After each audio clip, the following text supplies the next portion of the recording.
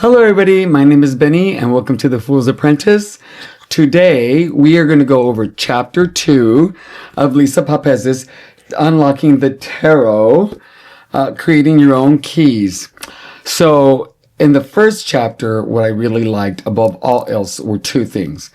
One is she did a lot of normalizing, which I thought was fantastic.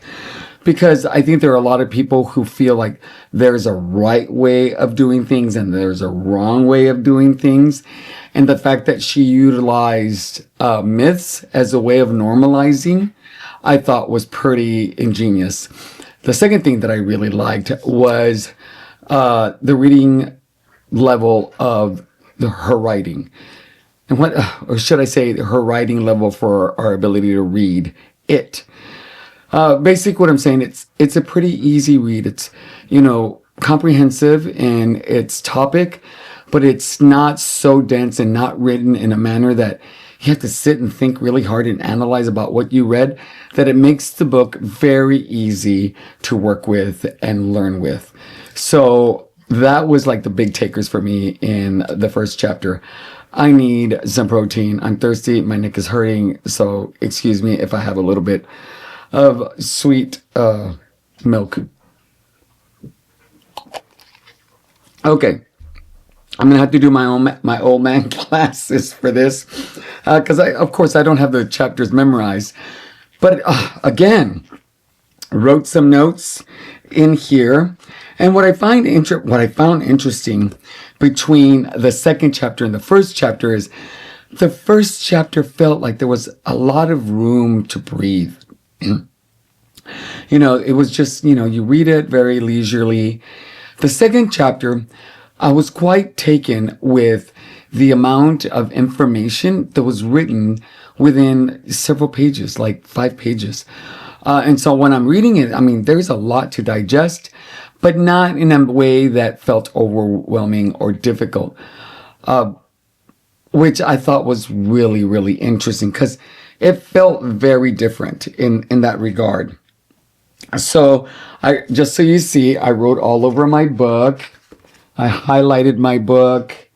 I'm actually writing a lot more than I expected in this. And I use a gray highlighter because I like that it doesn't kind of take away from the writing that's around it.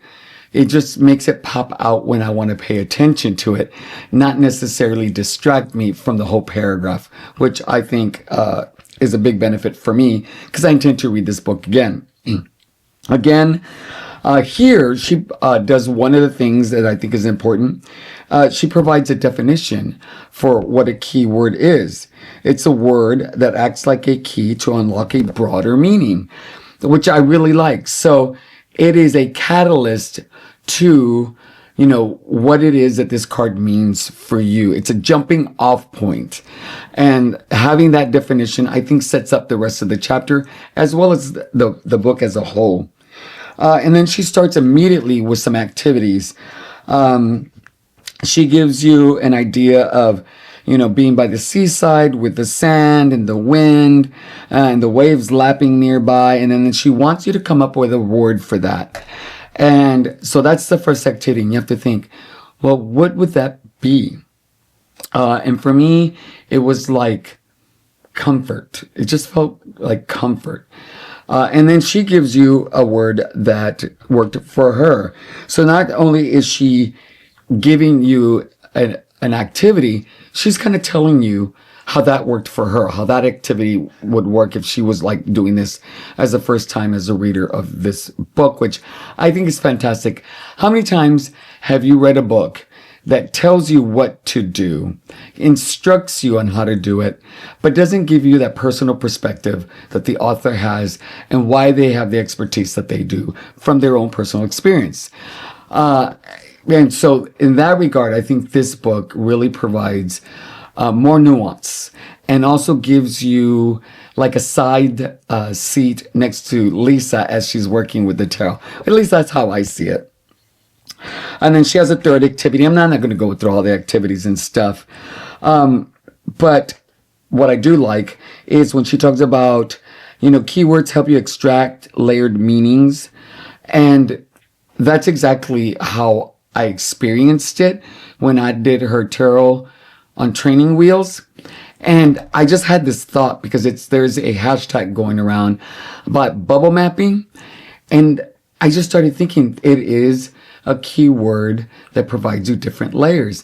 And in my mind, all of a sudden I had my keyword and then all these bubbles popped around with all these other keywords that it could be. So I thought that would be a really cool activity to do on my own, is come up with that one keyword and then, build upon it. So that just came to mind. And if you have a tarot tube, that'd be a great thing to do, is do that hashtag. I don't know what it's called, but the mapping for tarot would be a great video to do this. And then I write, great advice. A simple keyword can help you tap into the heart of tarot in a way that is meaningful to you. When each card means something to you personally, you'll find that working with the tarot becomes easy and natural. Oh my gosh. Okay. I can attest to this. And so this really was probably the lesson in this particular chapter for me, because she's just basically saying is personalize the cards, Ben. Associate the cards with your life, with your own personal experiences, what you've encountered in your journey into becoming 55 years old. And I was earlier today, I did an interview, a tarot chat interview with Tom Benjamin. And in it, we were talking about cards that were really important to us. And I talked about the Five of Pentacles. And I know what the Five of Pentacles means for me. And I also talked about the Fool card. And I know what the Fool card means to me, because those particular cards have a significant space in my life, a time frame that I vividly remember what that feels like. I've talked about the Five of Pentacles quite a bit. So like the Fool card, for me, when I was 17 years old, I joined the Marine Corps. And my mom had to sign saying that I could. And because I wasn't 18, I was still a minor. And I remember that the bus that they took us, all the new recruits, onto base, all of a sudden we went from a very calm moment to a very chaotic moment. And I remember very specifically walking down the bus aisle and taking that turn to that open door on the bus and taking those steps down until I was out of the bus, and taking that step. I just clearly remember thinking, what did I get myself into? Because that was a huge leap of faith that I signed and that I followed through. And there I am in boot camp, Marine Corps boot camp. Like, what was I thinking? But for me, that was one of the greatest things I ever did in my entire life that really helped formulate who I am as a person. So, when I think of the Fool card, one of the words that I utilize a lot is bravery. And I don't know if that's used enough. I don't hear it enough. But for me, that's a word that sticks with me, that really relates to the tarot. And when it comes up, it's an easy breezy way to remember what that card means. And then,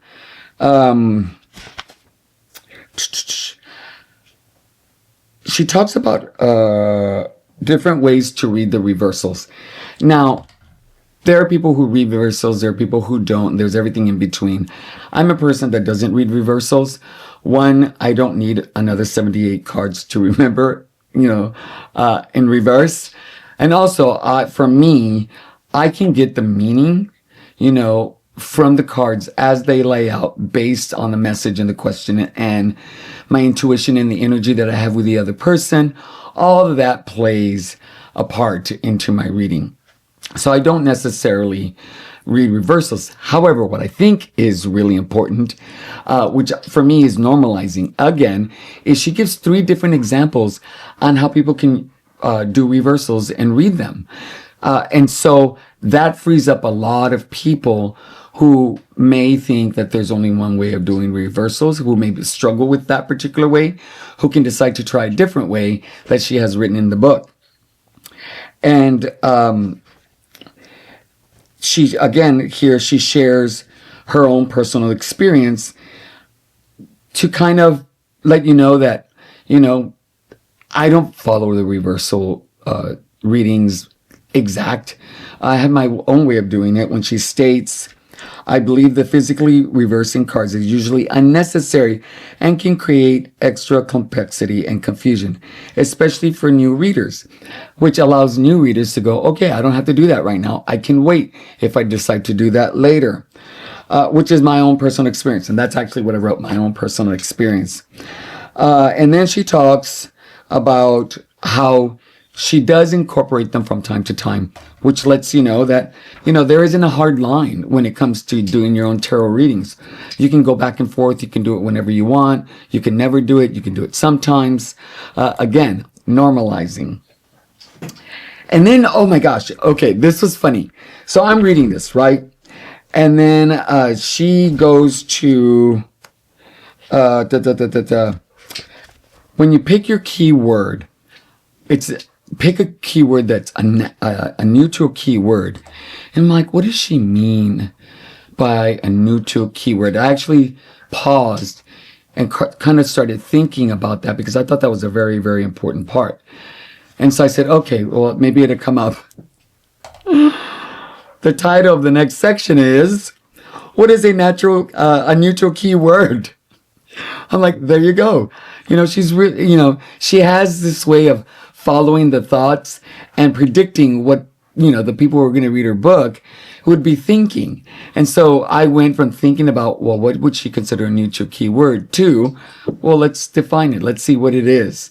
And here she really talks about, gives you examples what a neutral keyword would be, that not all cards would always have a neutral keyword, that there's some cards that be more challenging to have them. But whatever you decide to do, it's your tarot deck. They're your cards.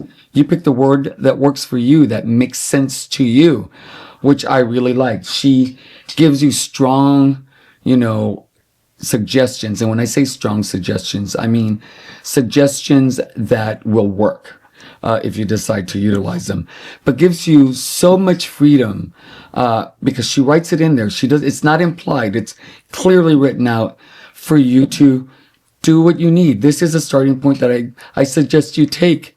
But if you don't want to take it, you can start anywhere you want. Really appreciate that. And then she has some activities on this as well. And one of the things that I liked, and I wrote this down, it keeps you from getting frustrated. The fact that maybe there will be some cards that may be challenging in finding a neutral card. She kind of gives you, like I said, that breath to decide what works for you. That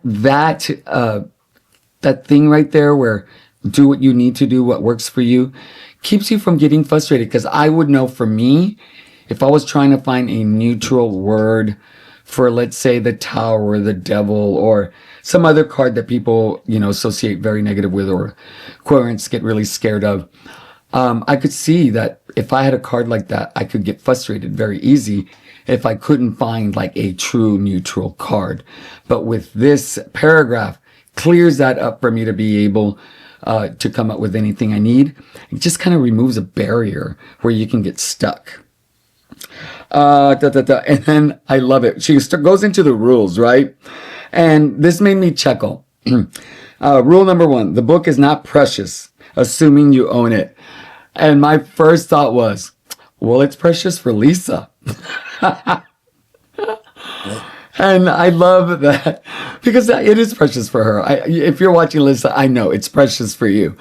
But, the point is, use it as a workbook. That's basically what it means. She wrote in mine. It was very sweet. And I had that dilemma of, do I write in it? Do I not write in it? And I decided to write in it. But if I had decided not to and I read this, I would end up writing in it because that's the advice that she gives. And I trust her. I trust her completely to guide me down the right path. Rule number 2. I have capital letters. Love this. You're the boss. I love it. You're the boss.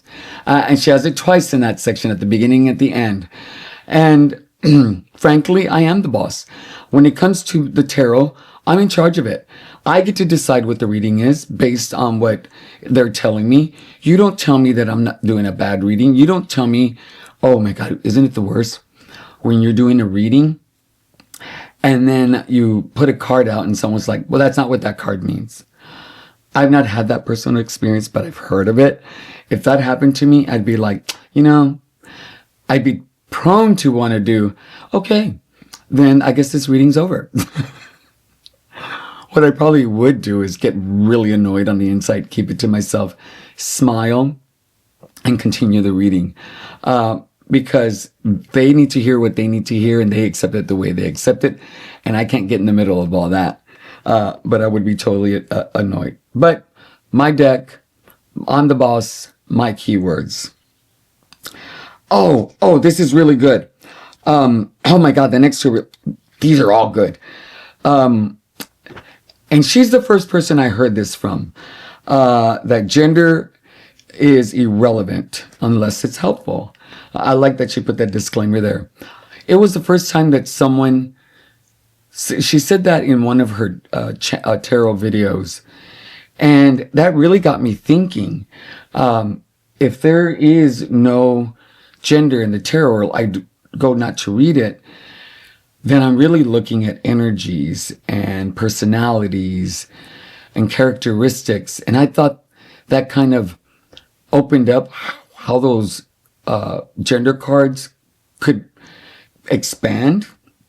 I also like, and she kind of touches this as well, there are a lot of people in our society now who don't align with 100% male, 100% female. There's this gender fluidity now that is so broad, and being able to discuss the cards that have gender, like the court cards, in a manner that won't put off your querent, builds that trust. And I think that's really important if you're going to keep your client engaged in what the reading is. So not making any assumptions. Oh my God, that's fantastic. Building that trust level will allow them to fully be present, listen to the message, digest it, ask questions, be engaged with you, and then sit and think about it as time goes on. And if you're a reader, professional reader, you want them to come back. And I think because you created this safe space, you'll come back. I love there are no wrong answers. I'm just going to leave it at that. I think I kind of touched on that. And then we're nearing the end. And here, she talks about your evolution as a tarot reader from that one keyword. And that's the goal. The goal is to go from having a keyword for a card that will expand to multiple keywords, that will expand to concepts, ideas, and that can be multifaceted in the way that they're applied to the questions, regardless if it's a relationship reading or if it's a employment reading, a spiritual reading. It'll just grow and grow, which means that you as a tarot reader will evolve. And so I like that. I like that she kind of ends it with, this is a starting point, but don't forget, at the end of chapter 2, this is a stepping stone to something bigger and grander for you in the future. So I will say, God, there was a lot of information in that second chapter that I really enjoyed.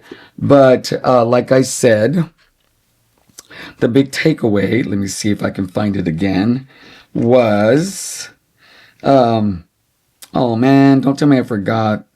Where are you? Is making each card a personal experience, because it will allow you to recall that card and its essence.